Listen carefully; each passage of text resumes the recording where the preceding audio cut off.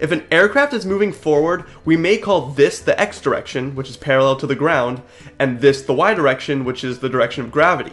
All this seems pretty convenient. But what if the plane is increasing in altitude? Should we keep everything the same? Or maybe we could label the way it's pointing as x. Not parallel to the ground like before, but it's still convenient here. And then perpendicular to that would be our y.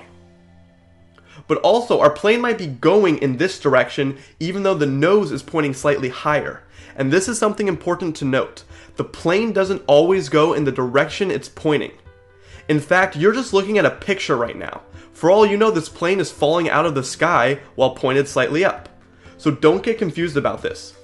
And by the way, the angle between that relative airflow and where the plane is pointing is called the angle of attack. When that angle gets too big, that's when the plane stalls. Remember the picture from before of the separated airflow? As you can see, this would be like the plane moving to the left, then trying to go up by pointing its nose at an angle, which would make that angle of attack too much in this case, and that's why you see that it stalls. Then if that blue line we call our x-axis, then perpendicular to that would be the y-axis, which is also the direction of lift. And perpendicular to that, which would be the negative x direction, is drag. So this is also really convenient, especially for when you have to sum the forces in the x and y direction, which you will do to derive various equations of motion, because lift and drag are already in the right directions. None of the systems are perfect, but they have their advantages. So you'll be doing lots of coordinate system transformations and defining multiple axes for a given aircraft like shown above and more. And hopefully you're also seeing that yes, aerospace engineering is a very math-heavy major. Three of the most fundamental axes you'll learn about are yaw, pitch, and roll. These are the three axes by which an aircraft can be rotated. So as you can see, roll is what happens when an airplane starts turning and it rolls to one side. Pitch would make the plane point more up or down, and yaw would turn the nose side to side. So how does this happen?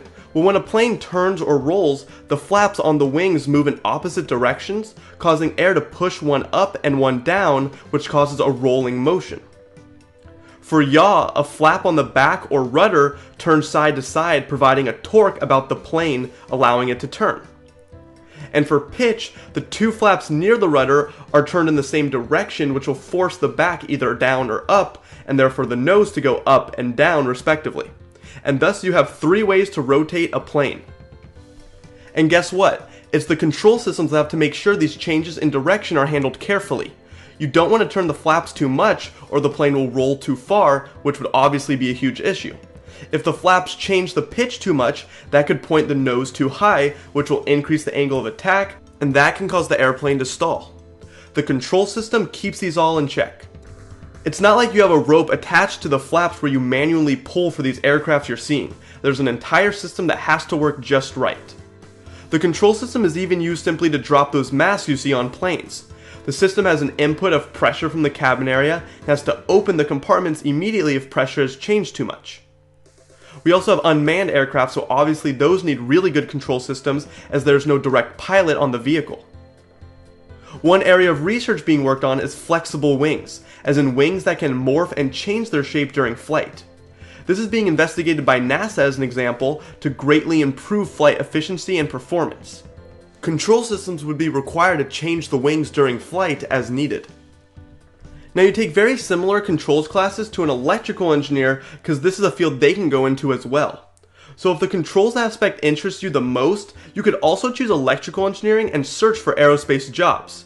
You can see in other majors like mechatronics or even computer science, but electrical is a very common one. Now let's move on to structures.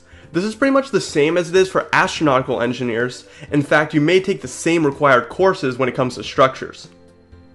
This is all about what you'd imagine, making the structure of the vehicle so that it can withstand all the forces it's subject to. During flight, the wings are subject to a lot of force. There are vibrations that occur, turbulence happens, and the aircraft has to be able to handle all this. The basics of this involves learning about strength, how structures experience fatigue over time, deflection and how something bends when given a certain force, shearing stress, torsion, and all types of forces that a structure can be subject to that I've shown before or what you'll be studying. Although you diverge into specifically aerospace classes, you'll begin just like mechanical and even civil engineers taking all the same classes as them. In your career, you could work on designing the structure of the wing, so instead of making it aerodynamic, you're more concerned with can it withstand the aerodynamic forces without breaking. Or maybe you could work on the structure of the cabin. Those walls are actually thinner than you may think and need to be designed just right. And this is also a career you could see a mechanical or even a civil engineer doing because they learn a lot about structures in their curriculum. Overall, as an aeronautical engineer, you'll take a bunch of classes that cover the basics of everything. Some basic structures classes, propulsion, controls, and more. Then you can dive more into one of those if you get a master's.